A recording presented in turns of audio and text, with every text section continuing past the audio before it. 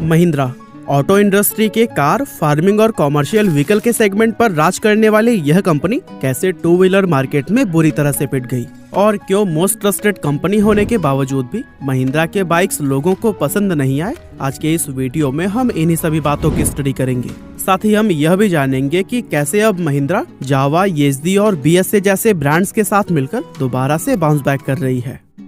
असल में दोस्तों, महिंद्रा ग्रुप ने साल 2008 में काइनेटिक मोटर्स को खरीदने के बाद से टू व्हीलर इंडस्ट्री में एंटर किया था और एंट्री के कुछ साल बाद कंपनी ने कम्यूटर मोटर बाइक्स के सेगमेंट में सेंचुरो और पेंटेरो बाइक्स को लॉन्च किया। महिंद्रा सेंचुरो में एंटी थेफ्ट और रिमोट आइडेंटिफिकेशन जैसे मॉडर्न फीचर्स दिए गए थे और इसके अलावा ये बाइक अपने सेगमेंट में काफी सस्ती भी थी। लेकिन इस सब के बावजूद भी ये बाइक रिफाइनमेंट की कमी और बहुत तरह की टेक्निकल दिक्कतों के चलते मार्केट में कुछ खास परफॉर्म नहीं कर पाई और फिर आखिरकार महिंद्रा ने इसे बनाना बंद कर दिया। वहीं पेंटेरो की बात करें तो इसके साथ भी कुछ ऐसा ही हुआ था, जहां 110 सीसी की इस बाइक को भी काफी लो प्राइस के साथ में मार्केट में उतारा गया था, लेकिन कई तरह की टेक्निकल इश्यूज और खराब क्रेडिबिलिटी की वजह से ये भी बुरी तरह से फ्लॉप हो गई और काफी दिनों तक शोरूम में पड़े रहने के बाद से इसे भी मार्केट से हटा दिया गया। अब इसके बाद महिंद्रा ने कम बैक के इरादे से मोजो नाम की एक बाइक को लॉन्च किया, जिसे कि एक एडवेंचर टूरिंग मोटरसाइकिल के फॉर्म में बनाया गया था। ये उस time dual channel exhaust system वाली पहली मेड इन इंडिया बाइक थी, लेकिन इस बाइक का लुक थोड़ा अजीब था जो कि लोगों को समझ नहीं आया और साथ ही उस टाइम इसके सबसे बड़े कॉम्पिटिटर डोमिनर और हिमालयन जैसे बाइक्स थे, जिन्हें देश में ऑलरेडी काफी पसंद किया जाता था और इनके साथ किसी नई बाइक को कॉम्पिटिट करना हद से ज्यादा मुश्किल था। इस सब के अलावा कई जगहों पर सर्विस सेंटर्स की कमी होने की वजह से राइडर्स इसे लंबी जर्नी के लिए कंफर्टेबल नहीं मानते थे और इन्हीं सभी प्रॉब्लम्स के चलते इस बाइक को भी बुरी तरह से फेलियर का सामना करना पड़ा। हालांकि महिंद्रा ने इसके बाद भी हार नहीं मानी और कई सारे बाइक्स लॉन्च की, लेकिन हर बार कंपनी को इस बिजनेस में लॉस ही देखने को मिला। असल में महिंद्रा के इस फेलियर के पीछे कोई एक नहीं बल्कि कई सारे अहम रीजंस थे, जिनमें सबसे पहली वजह इन बाइक्स के टेक्निकल फॉल्ट थे, जिसे कि महिंद्रा कंपनी समय के साथ भी पूरी तरह से सॉल्व नहीं कर पाई। साथ ही खराब मार्केटिंग और एडवर्टाइजमेंट ने भी महिंद्रा टू व्हीलर की सेल्स को बढ़ाने में भी बिल्कुल मदद नहीं की।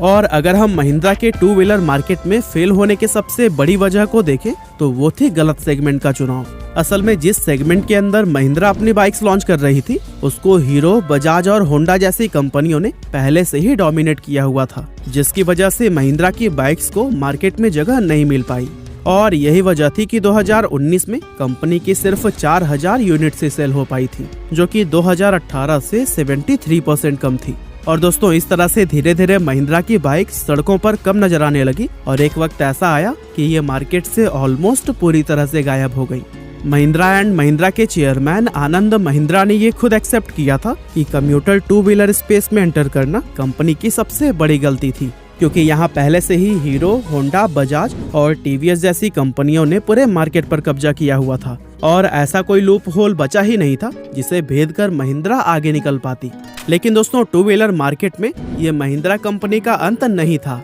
बल्कि ये कंपनी और भी ज्यादा इफेक्टिव और पावरफुल प्लान के साथ मार्केट में वापस आया। लेकिन इस बार उनकी वापसी कम्यूटर सेगमेंट में नहीं बल्कि प्रीमियम सेगमेंट में थी और यहीं से उन्होंने जावा, येज़दी और बीएसए के साथ में हाथ मिलाकर सक्सेस की सीढ़ियां चढ़नी शुरू कर दी। असल में जावा, येज़दी और BSA classic legends private limited के अंदर आती है, जिसकी शुरुआत 2018 में हुई थी। जावा, येज़दी और बीएसए तीनों ही अपने टाइम के बहुत पॉपुलर ब्रांड्स थे, जिन्हें कि इंडिया में भी काफी ज्यादा पसंद किया जाता था। इसीलिए क्लासिक लीजेंड्स प्राइवेट लिमिटेड के फाउंडर अनुपम थरेजा और आनंद महिंद्रा ने इन बाइक्स को पुराने लुक्स में ही वापस मार्केट में उतारने का प्लान किया, जिसके बाद से महिंद्रा ग्रुप ने क्लासिक लीजेंड्स प्राइवेट लिमिटेड के 60% शेयर खरीद लिए और ये दोनों कंपनी साथ में मिलकर काम करने लगी। महिंद्रा ने iconic British bike company BSA motorcycles की यूरोप की मार्केट में एक बार फिर से वापसी करवाई और बीएसए गोल्ड स्टार बाइक को लॉन्च किया, जिसे कि 1938 से 1963 तक बेचा गया था।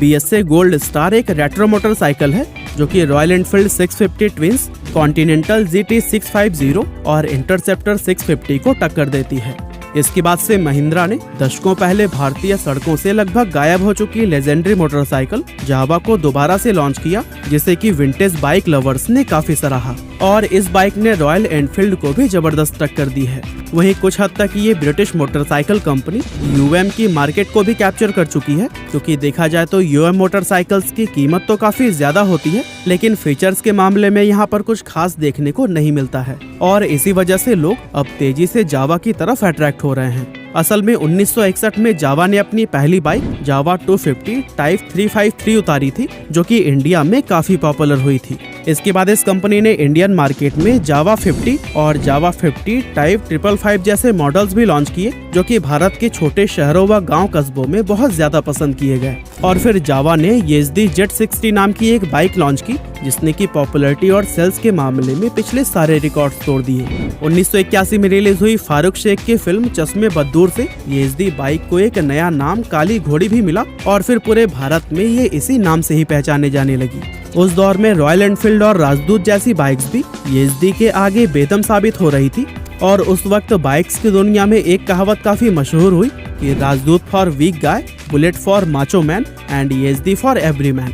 येज़दी की आखिरी बाइक 1996 में लॉन्च हुई थी और उस टाइम तक मार्केट में बहुत ज्यादा चेंजेस आ चुके थे। दरअसल अब इंडियन मार्केट में अच्छा माइलेज देने वाली बाइक्स की कोई कमी नहीं थी। वहीं येज़दी की बाइक बहुत ही ज्यादा पोल्यूशन फैला रही थी, जिसके चलते कई देशों ने अपने यहाँ इस कंपनी की बाइक्स को बैन कर दिया था और इन्हीं दो रीजंस के चलते ही इस कंपनी को भारत से अपना कामकाज समेटना पड़ गया। लेकिन 26 साल के बाद से महिंद्रा और क्लासिक लेजेंड्स ने येज़दी के 3 नए model Yezdi roadster, Yezdi scrambler और येज़दी एडवेंचर को लॉन्च किया है, जिनमें की नए इंजन का इस्तेमाल किया गया है। साथ ही ये पहले से कहीं ज्यादा फ्यूल एफिशिएंट भी है। अब दोस्तों विंटेज बाइक्स को उसी पुराने लुक में ही लोग काफी ज्यादा पसंद कर रहे हैं और हर रोज इन ब्रांड्स की हजारों बाइक सेल हो रही हैं। इस तरह महिंद्रा ने एक बहुत ही स्मार्ट तरीके से जावा, येज़दी और बीएसए के साथ टू व्हीलर इंडस्ट्री में दोबारा से वापसी की है और जिस तरह की शुरुआत इसको मिली है उसे देखकर तो यही लगता है कि महिंद्रा आप पीछे मुड़कर देखने नहीं वाली। बाकी आज की हमारी इस वीडियो में बस इतना ही था। ये वीडियो आपको कैसी लगी हमें कमेंट करके जरूर बताइएगा।